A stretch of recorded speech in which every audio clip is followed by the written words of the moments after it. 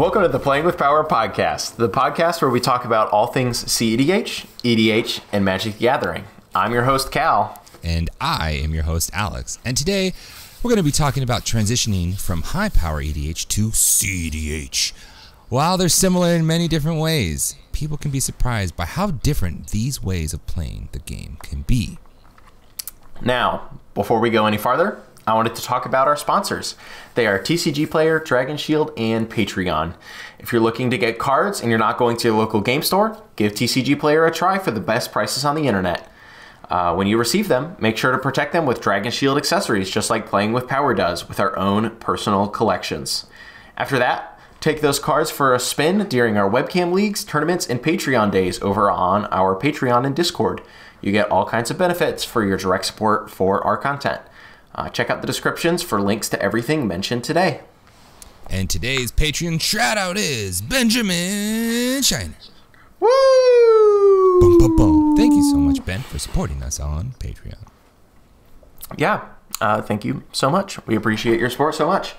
So, as we alluded to at the top of the episode, today we're talking about the transitioning from High Power EDH to CEDH, which I think is a jump that a lot of people make all the time. I know that was the way that I originally got into CEDH, was the classic tale of local pod arms race, all the way up to something that was very CEDH adjacent, kind of High Power EDH. And then the spike in me said, there's got to be something more here. And then boom, CEDH. Mm-hmm. And while that might seem like an easy jump to make, there's a lot of differences that people making that change might not actually expect there to be. Mm-hmm. Yeah, like I think one of the big things we should address is how Magic, and I've said this before, Magic is a game that first and foremost is a game, and like the idea of trying to win is inherently built into the structure, right? And so starting off with EDH, you know, I don't know too many players that EDH was their first format. I'm sure there's a ton of people where that is the case, but we're just a bit more invested than many people are. Just a bit, just a tad, a bit. You know, for me, like I started off playing Standard, right? I was in 2009, and like I was like, oh, I really want to play this like type of Magic. This seems like really, really cool.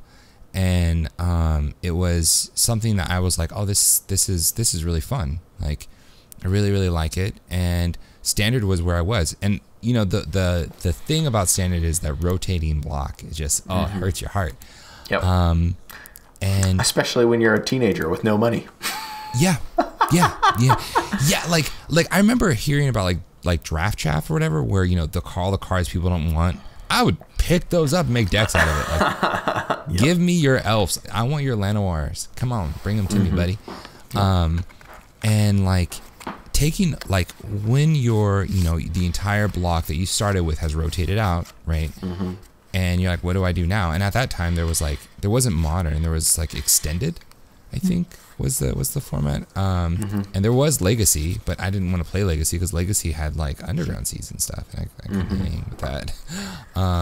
Only $110 a pop at the time.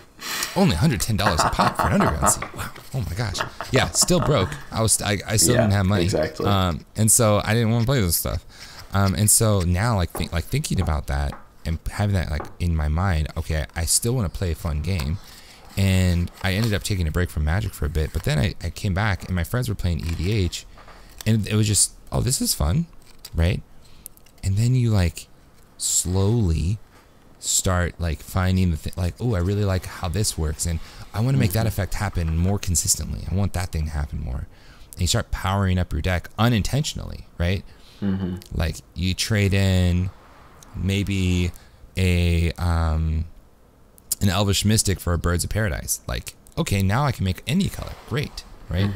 Oh, okay. I trade in, you know, like these like cards. Like, oh, now okay, I traded in my Llanowar Elf, my Elvish Mystic, my Finhorn Elves for a Deathrite Shaman and a Birds of Paradise, and I took out the Lotus Cobra and I added in a Soul Ring, like, okay, like I'm starting to make these really consistent changes that's making my deck do the things I want. I'm feeling this like euphoria for winning more games. Like, great. And then before you know it, you're considered like a high-powered player. Like, oh, you have a high-powered deck. Your deck is too strong. We don't want to play with you. But it wasn't intentional, right? That was just like the natural progression, I think. I don't know. What are your thoughts? No, I think that's very much how so often the people's experience goes. I think I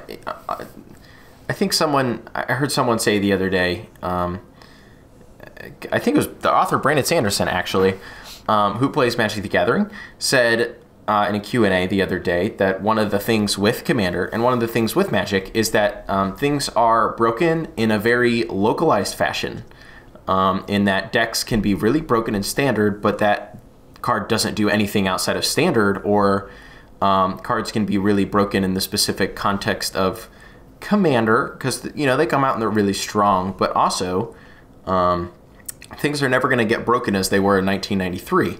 So in very many ways, we've kind of already hit a ceiling on how broken Magic can get, and the power level of Magic fluctuates all the time, set to set, and how broken your experience with Magic is going to be is very dependent on how much Magic you've played, how invested you are, and there's already so much broken stuff to explore that as you naturally learn more about the game, you're gonna put more and more broken stuff in your decks. That's I think that's just kind of the way that it goes. Of course, if someone started during in Ikoria, they're gonna have in Thrones of Eldraine, they're gonna have a little more of a different idea of what a broken Magic card is than some people, but yeah, a baseline rather. Right, the baseline. I think it's all about perspective, honestly. Like, there's just so many cards. Like, I was doing this the other day. I was looking up like how many unique cards there are in Magic, for Commander specifically, and there's around like 22,000 unique Commander cards. It's a lot of cards. In your lifetime of playing Magic, you will never have the same opening hand twice. Like think about that.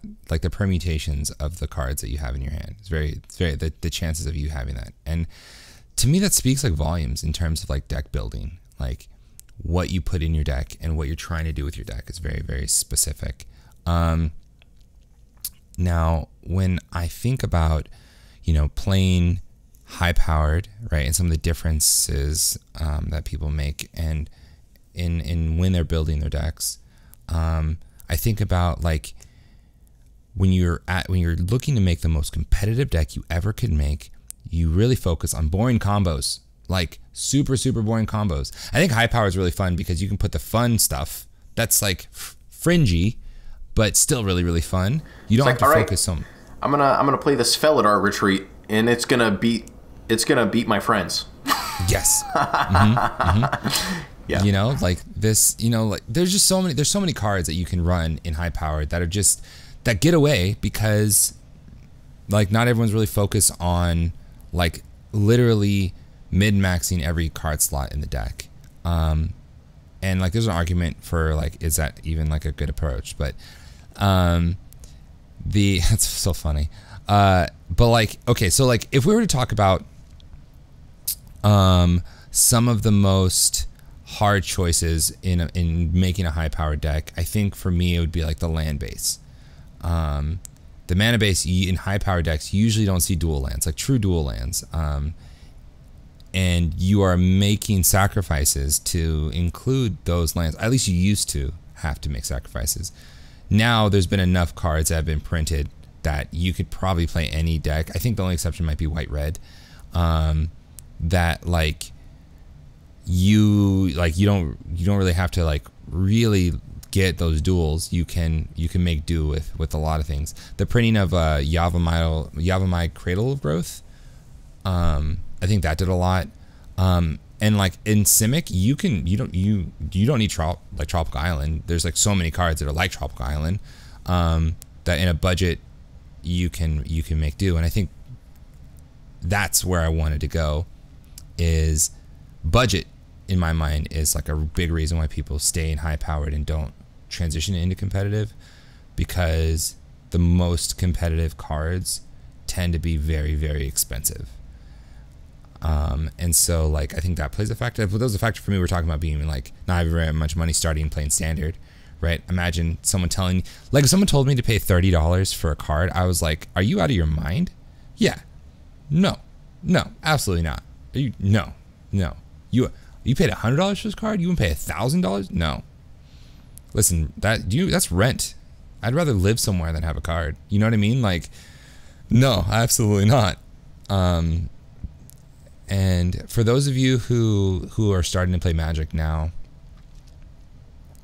the one thing I can say is that Magic cards appreciate in time, and like just keep your cards for a while. You'll get the cards you want eventually. That's what I did. Yep. I traded my entire collection for a full set of duels.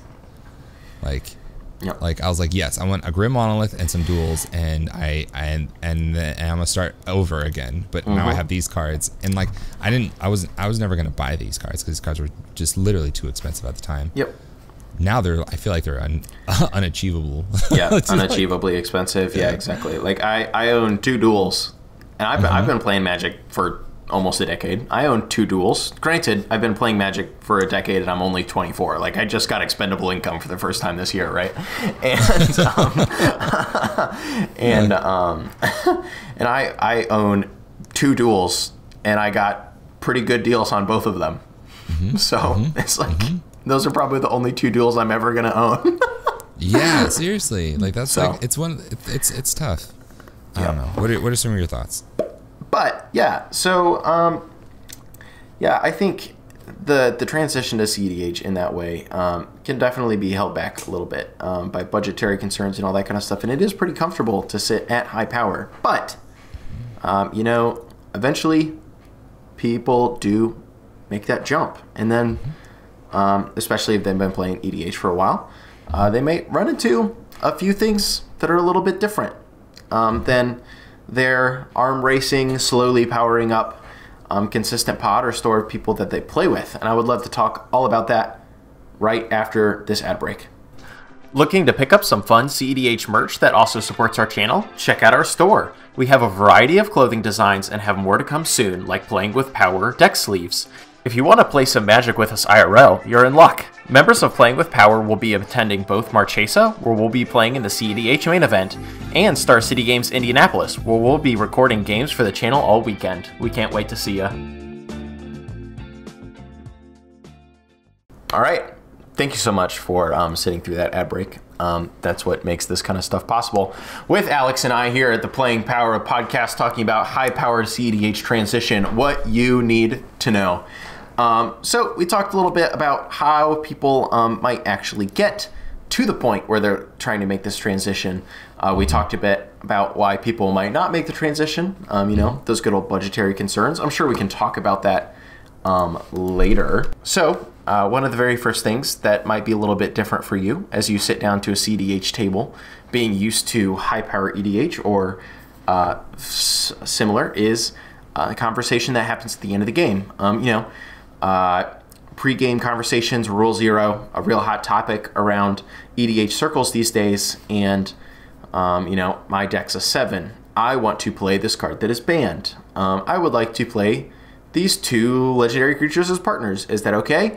Etc., etc. Are a lot of conversations that are very prevalent at EDH tables. They can create a lot of bad feelings. They can create a lot of good feelings, and all that kind of stuff. But with CEDH, you're probably never going to really run into those kind of conversations beyond the fact of, hey, this is a CEDH pod, so which is in itself a kind of pre-game conversation because it sets a certain kind of standards, which we can get into in a little bit.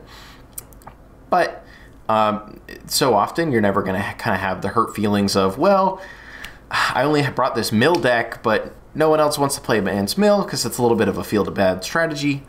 It's just, yeah, I have Winota stacks. You're going to deal with that because you want to deal with it because you know it's a good deck and you want to see if you can beat it, even if stacks annoy you a little bit. Yeah. I think that the Rule 0 conversation is so critical for non-competitive formats. The conversation lends itself to what kind of experience do we want to have, right? And like, oh, I want to play my Winota deck. Let's just not. Yeah. Like, it's similar. I have very like visceral memories of Brago stasis locks. Oh, for sure. And just never untapping and feeling like I was just so sad. Just, oh my gosh, how dare you, you rude person, you. Gosh, not having an upkeep is rough. So yeah, so like that kind of thing where you just like, oh, locked out of a game. I don't want to play that kind of a game. And that's what Rule Zero does for you. But in CEDH, I would say it's the closest, like in non-tournament play to tournament play. Like we really stick to like REL rulings. Like, no, okay, maybe I'm overplaying Yeah, a bit. I get you. But like we're pretty sticklery on like, okay, here are the rules, but we play off that, right? Like, oh, here's the triggered ability, here's my response to the triggered ability. Okay, in response, I'm going to redirect this thing that's with the triggered ability still in the stack. And we really play with those rules and mechanics. Yeah. Make sure everyone passes priority at the table before doing anything. And like in like the most like cutthroat pods, like we start seeing like priority bullying, we start seeing mana bullying, like all these different type of like tactics that really abuse rules that weren't supposed to be abused, and multiplayer does that. The competitive rules are not exactly cut up to the snuff for multiplayer, but that's a different topic altogether. Yeah, right. And so like I think that not having a Rule Zero is the Rule Zero. Like, okay, we're all on the same page. We built these decks to do a thing at a certain level, and if you're not ready for that, then you might not have a good time. I was in a game once where someone cast a not a Dave, the card that destroys Armageddon, that destroys all lands. And I was like, oh my god, Armageddon. It was Charles.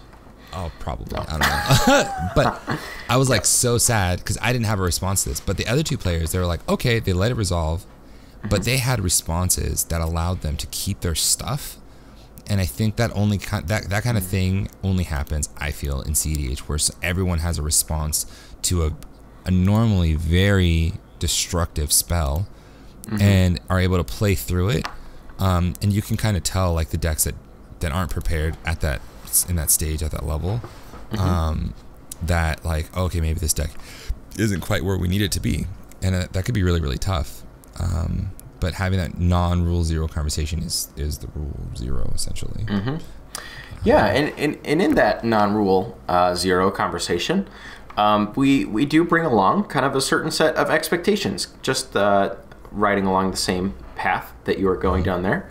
One of the big things that when you step up to a CEDH table is like people will expect you to always make the optimal play. To the best of your ability, because we're all bad at Magic, because Magic's hard. Yeah. But to the best of your ability, we greatly prefer if people don't make, don't bring in outside stuff from outside the game. Like, a lot of CEDH players won't react too well if you say, well, I know that I should like swing my Crom at the ad nauseum player, but this guy took one of my tacos, so I'm gonna hit him. Yeah, exactly. I'm gonna swing my Crom at this other player instead. So deal with it. That's probably not exactly gonna fly. And ideally, we do try to keep a lot of emotions out of our decision making. It's kind of along that same vein. Yeah, I think in CEDH, it's much more predictable in terms of what people are gonna do. With their attacks. You rarely see people not attack. That's a big thing. Like even if it's a 1/1, like if you're not going to do anything with it, you'll attack with it. Yeah, you'll attack someone for 1 because that's 1 to 3 less cards they'll draw off their Adnos. Exactly, 1 to 3 less cards. All right. Everything is about trying to be the optimal player, and so like what I see a lot of is like if a pod were to be consistent of like Winota, Thrasios, Tevish, I don't know, Blue Farm, and Savala, like Savala's not getting attacked, like ever. Like no one's gonna attack that. Everyone's gonna attack the decks that are on black because the fear is they're on ad nauseum, right? Blue Farm is a pretty prolific commander pairing of Timna Timna Crom that are known for ad nauseum, right? These turbo lines, and so that deck is going to get hit probably first, right? Because it's the fastest usually, and then everyone's going to let other decks do what they want to do. Like, oh, the Winota deck's going to do the Winota things, and people are going to try and deal with Winota specifically, but not necessarily Winota's creatures. Mm-hmm. And as long as they keep Selvala from not untapping with Selvala, it'll be fine. It'll be fine, right? Yep. And so people are very cognizant of that. And I think I think that's one of the biggest barriers to entry for CEDH is the amount of Magic knowledge you have to have. Yeah, for sure. Right? Yeah, like I don't think it's all decks, and I've mentioned this in like other arenas, is that like philosophy and the ability and like game theory, it has to be so at a certain level before you can like really enjoy the game, because you understand what a lot of decks do, what a lot of cards are. The first time I felt a lot of surprise in CEDH in a really long time was when I watched a Pauper CEDH game. Shout out to the tryhards. Like I was shocked when I saw the amount of interaction that people could play with simply just commons, and like made me rethink like what are some of the cards that we're overlooking simply because we think, oh, we want to run Force of Will instead of Misdirection, which makes a lot of sense, but why not think about running Misdirection as well? They're just good cards. Yeah, and part of that, and another difference from High Power EDH, you were saying, in addition to the way that players act, CEDH is often a little bit more predictable because there is a concept of an overarching meta in CEDH to an extent. Not so much as we know this deck is the best deck and this deck is also the best deck, but there are a lot of most popular commanders, most popular decks with a lot of very similar plans that you will see over and over again. And you can, especially if you consistently play with the same people, much like maybe also in a normal EDH pod, you can tune your decks to that a little bit. You can get better at playing against those decks, as again what they're going to try to do is a little reliable, so you can know how you should play around them, when you can go for the win, when you should be prepared to defend against their win. It's kind of a great advantage if you're someone who's trying to win and looking to get that out of an EDH game. There's a nice little meta in CEDH for you to mess around in, rather than showing up to EDH night and you have Omnath and there's that zombies kid and so-and-so is on their Shulane deck and this person has Najila, but they swear that it isn't that strong, but then they play like Nature's Order or whatever it is on turn 4 and the game's over. And no, it really is though. Like that whole like playing with that pod and learning how to play against that pod specifically, and then like I think in CEDH you develop those skills to recognize when a threat's coming and being able to hold. And I think that's like a big thing, and we'll talk a little bit about some of those plays. But like the worst thing that I can see someone saying in like an LGS, and this happened to me. There was a guy who's like, dude, man, I have this deck. It wins turn 1. And I was like, cool. He's like, yeah, man. Have you ever heard of a Hermit Druid? I was like, I've heard of this card. He's like, bro, it wins turn 1. And I'm like, how? He's like, okay, well, first you need a Lotus Petal, a Chrome Mox, a land, like an Ancient Tomb. And I was like, okay, all right, we're getting away from okay, you need all of these cards, okay, okay, and then you cast this card. You cast Hermit Druid. You cast this card. It gives him haste. You activate him, and then I was like, dude, like, so you tell me if you have a God hand, you can win turn 1. I mean, sure, that's fine. The reality is, like, you can win probably turn 2 pretty easily if you have Hermit Druid in hand. That seems reasonable. Seems great. Right? And I think the idea of like understanding what metas look like, right? Having the idea that, okay, my Hermit Druid deck could win turn 1, but it could also not win because there's a Grafdigger's Cage. Right? Like, oh, we're in a stacks meta now, and Grafdigger's Cage is a big thing, and so is Traneth Magistrate, and like these cards that make it impossible for you to win. So like, I think it's all about understanding where you are and what decks you want to craft to kind of adhere to the meta that you're in. And related to the meta, one of the biggest differences in between, CEDH and higher power EDH is that even though I think in a lot of people's minds, and I think probably close to reality, CEDH games and higher power EDH games might end around the same kind of turns. They often have a lot of the same kind of people who might be looking for the same kind of stuff in them.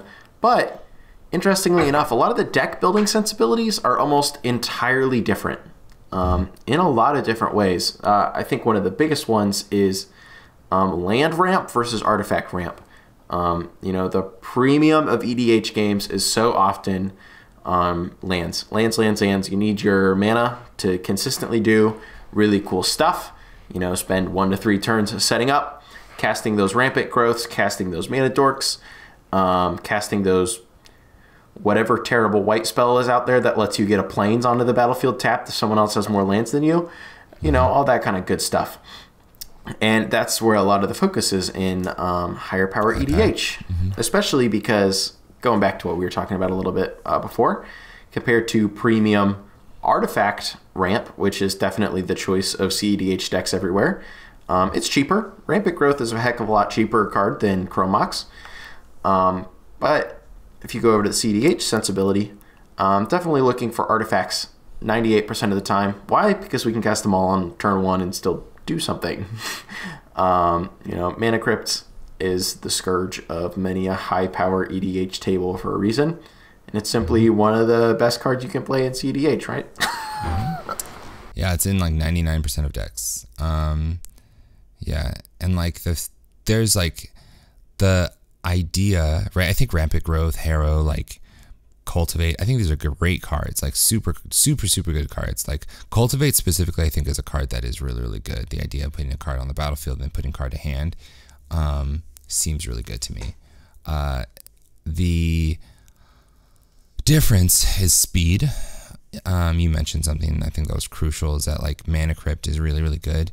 For those who like want a more clear idea of what that can mean in a CEDH deck, if you do land Mana Crypt, you have access to pretty much, like, you've unlocked 90% of your deck for sure.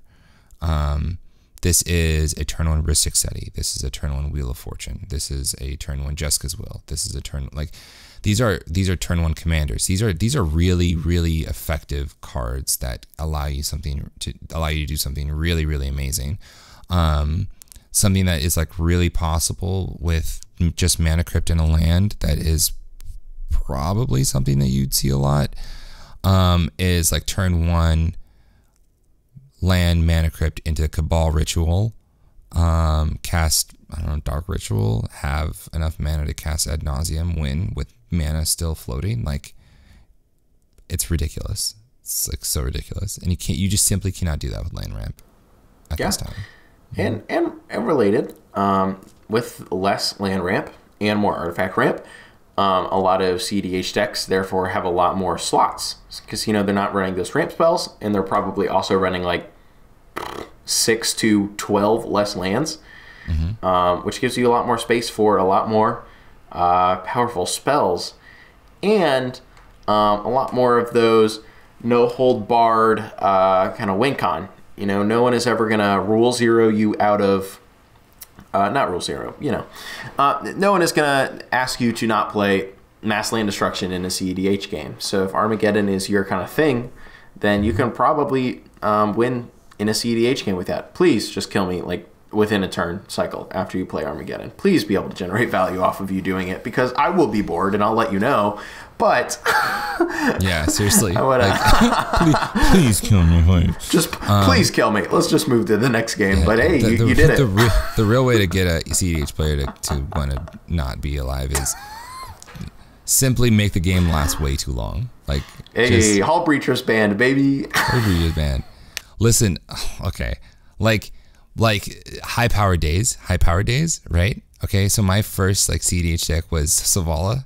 But it was like I brewed it into CEDH. So like when I started it, it had not CEDH cards in it. But Lurking Predators was in there early. And I did find out that Phyrexian Dreadnought existed. So I was able to get a Phyrexian Dreadnought pretty early. And so I remember playing in a game with 6 people.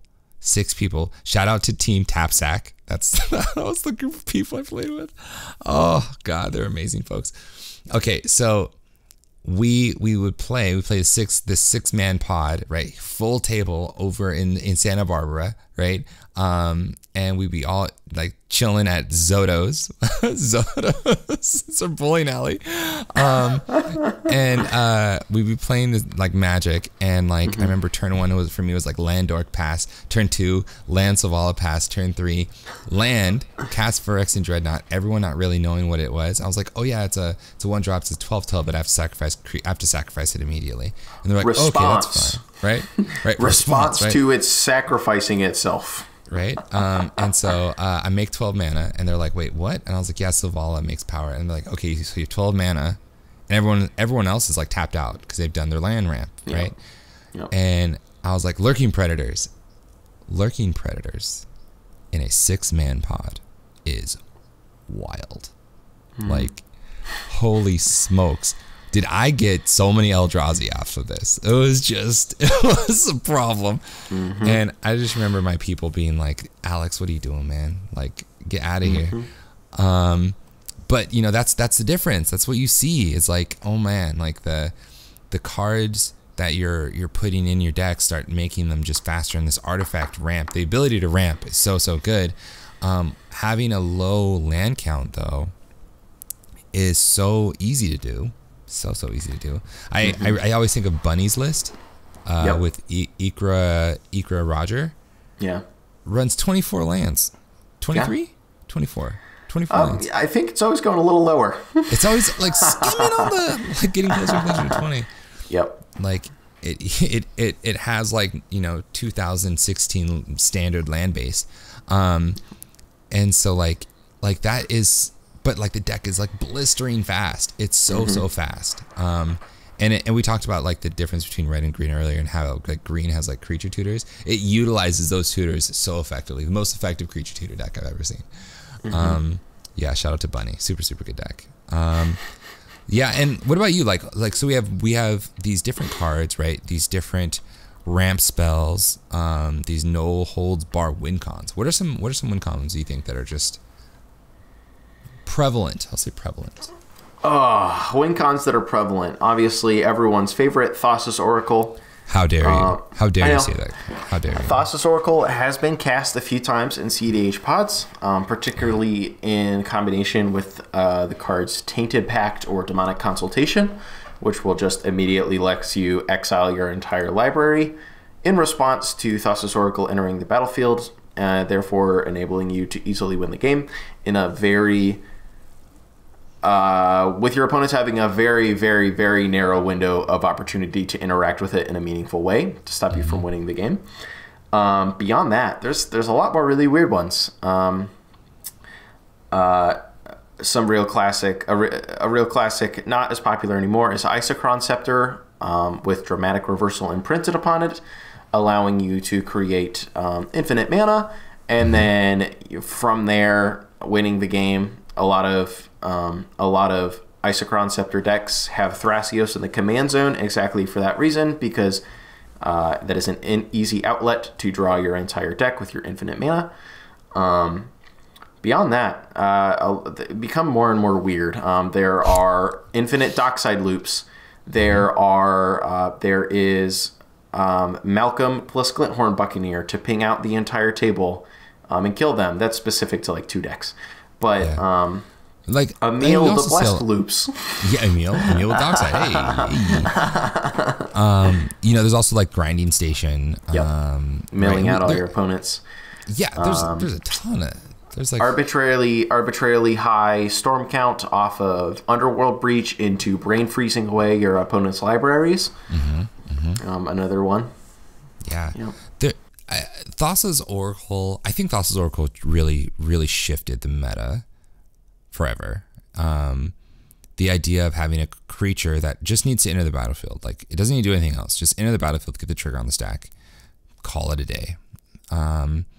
Really, really good. I've seen Thassa's Oracle do a lot of wonky things. When it got printed, it like solved. There was like a solid like month and a half where it just solved the format, where everyone was on Flash Hulk, and there was a Flash Hulk pile that just didn't care. It was like, I'm here. You can try responding, but I'm gonna still mill my deck out. Like, it's hard to be you, and super, super tough, but. Ultimately, I think that Thassa's Oracle, Demonic Consultation, this 3-mana win con, is what a lot of people think of when they think of CEDH. And I think that, yes, that combo wins a lot of games. It does. But there's a lot more. It's a lot more than 2 cards. It's like Thassa's Oracle, Demonic Consultation, 2 counterspells, right? Or Silence, right? And this is like what we're seeing a lot of, and it's all about timing. I think that's the biggest difference between High Powered and CEDH is like most of the time in CEDH, the first person try to win is gonna not win, and it's the second or third person, especially right after, who go for the win that usually will get in to that winning space. And I think that's really important because in other like arenas, it's not so dramatic. Like that, I'm gonna go infinite. I'm gonna go infinite Exodia. Yeah, that's the wrong game. It's very interesting in that like that is a really big difference in that like you really have to time when you're gonna cast your spells, when you do what exactly matters so much. We're so often in high power EDH, in EDH in general, you're often very much incentivized to just be like as mana efficient as possible every turn. Yeah. Exactly. To play like your really big value engines and just like being like, all right, I need to spend all 7 of my mana, so next turn I can have 10 mana and I've drawn 4 cards or whatever. In comparison to CEDH, where you really have to be extremely surgically careful about when you cast what and why, or else someone will make you pay for it. Like, seriously. Yeah, you really have to be careful. And like, I think that there's like something to be said about how many cards we run that are like win cons. Yeah. Right? When it comes to like, you don't really need many. There's a lot of decks that just run Thassa's Oracle and Praetor's Grasp. Like, right? And like, they're just looking for your win con. Like, I'm gonna take the win con out of your deck and I'm gonna win with it. If my Thassa's Oracle gets like countered or canceled. Sounds fun to me. Yeah, sounds good to me. And you wrote a note here like less win more cards. Yeah. What is a win more card? Yeah, a win more card is just it's exactly what it says on the tin. I don't have any examples off the top of my head, like specific examples, but it is very much a concept of by playing this card, I am just like even more solidifying my winning position when I didn't need to. Like, I am already in the winning position of this game. Should nothing else huge change, I am going to win this game. And therefore, me playing this card is like almost a waste of my resources because it puts me just like without any need more so, ahead of where I was before. Yeah. For me, the immediate cards that jump out are like if I were to play like Isochron Scepter with Dramatic Reversal in the Thrasios deck, right? If I run those 2 cards and then I run like Aetherflux Reservoir, like yes, that can win me the game. Yes, that is very true. But does that card win me the game normally? Like on its own? No. It's very dependent on me having this Infinite Storm on the stack, ready to go but that's not necessarily the case. And so like those kind of situations happen, I think, a lot when people are transitioning from like high power to CEDH, because they're so focused on, well, I know I can do this. I know I can make this infinite combo, and I want to as many ways to use that infinite, but you don't really need that many ways. And you don't, like, honestly, rarely do you need the infinite mana to win. Like, you just need a lot of mana, or like the ability to create like 10 to 15 mana. Really, really interesting stuff. All right, man. Let's talk about a subject that I don't think I've ever heard anyone talk about. Uh-oh. Mulligans. Wow, you really got me there. Yeah, that's a really big difference too. It's mulliganing. Lukewarm take, probably the most important skill a CEDH player can have, especially since the advent of the London Mulligan. Since the London Mulligan says, look at 24 cards from your deck, and you're fine. Effectively. Molda 5, look at 28 cards. It's all good. It doesn't matter. Yeah, look at 28 cards, choose 5 to put into your opening hand. I'd play that conspiracy. Oh, wait, we have it. It exists. We have it. It's called the London Mulligan. Yeah. And there is a lot of, I think it makes a lot of sense in more normal level of EDH play to simply look for, cards plus spells, lands plus spells in your hand. I want to keep this 7 because I can cast something on turn 2 and we're off to the races. And that's good because everything in my deck is solid value engine stuff, and everyone's going to start doing stuff on turn 5, and that's cool. That's fine. Not turn 5, sooner than that, but you know what I'm saying.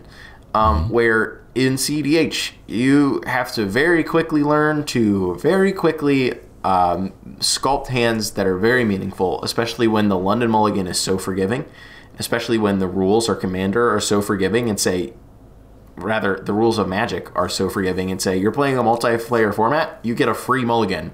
Have fun. Mulligan rules are so forgiving, and CEDH decks are so tight that you will very quickly need to learn to mulligan aggressively and well, or else people will beat you on turn 0. Yeah, there's a lot to be said about mulligans. Like, also where you sit matters. So we talked about how in CEDH where we pay attention to a lot of the rules, and if you're in seat 4, right, you do your mulligans last, technically.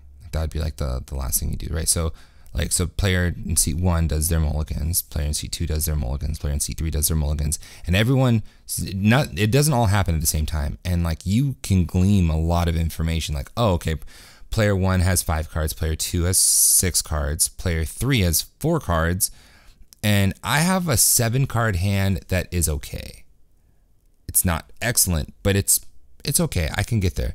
And you can like use this information to like, okay, I'm going to keep the 7-card hand because I know that the likeliness of everyone else having the same amount of cards that are equal to what I have with my 7 is low. And like the likeliness of the person who went down to 4 going to 3 probably means that they just kept a land and a spell. Like, yeah, a mana rock, maybe. Right? So it's like, peer into the abyss. It's peer into the abyss. I hope they bottomed that. Right? It's just one of those things that like, it becomes a lot harder to manage your decks when your decks are like so good.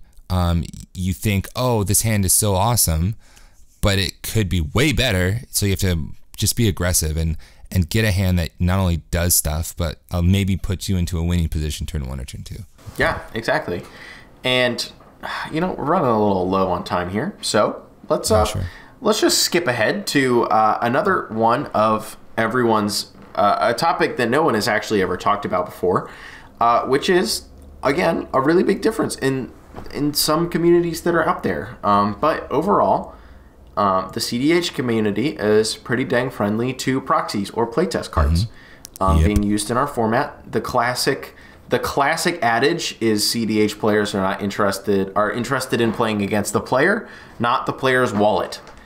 And as we've mentioned several times throughout this podcast, playing Magic the Gathering, Elder Dragon Highlander at a higher level with more efficient cards is not cheap. You know, we would love you to play dual lands, because if you're playing an Adnaz deck, I don't want to see you fetch shock yourself. That's just like actively putting yourself behind when you could have fetched dual, right? We want to see people play the most effective decks possible, and obviously, you know, a lot of the best decks out there cost, if you had them all in paper, even in the cheapest versions available, not blinging them out like we love to do, you're looking at $8,000, $9,000, $10,000 for those 4-color partner decks, thanks to those duels and Imperial Seals and so on and so forth. And, you know, unfortunately, and to an extent, understandably, some EDH pods and players are not as friendly to that, especially, you know, it makes a lot of sense that some stores are a little bit tight on that with how, you know, Wizards and WPN operates around those kind of cards. So, you know, it makes sense that in some environments that people are not as friendly to them, but hey, use them here. Exactly. And I really couldn't say it much better, man. I think that was beautiful. Play with proxies for the sake of your humanity. Yep. It makes a lot of sense. Can we let everyone in on a little secret right here? Yeah, tell secrets. Secretly, almost every single card that you see on the Playing with Power YouTube channel is a proxy. It's a proxy. Don't tell anyone. Or do. It's your choice. Excellent. So, you know what? Let's just put a call to action out there. You know, what made you decide to play CEDH or EDH for that matter? And if you do play EDH, and you are starting to, you know, increase the power level of your deck, what's making you do that? What are you looking to gain from it? Let us know. I would love to hear your responses. It is going to be a great thing to see, not only in a world that you join our Discord on Play with Power Discord,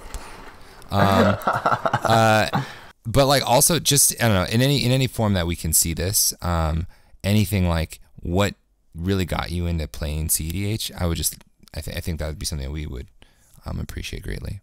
Yeah, for sure. Yeah. Big thanks to all of our sponsors, TCG Player, Dragon Shield, and viewers and listeners like you on Patreon. If you're watching this on YouTube, give us a comment. Tell us what you thought.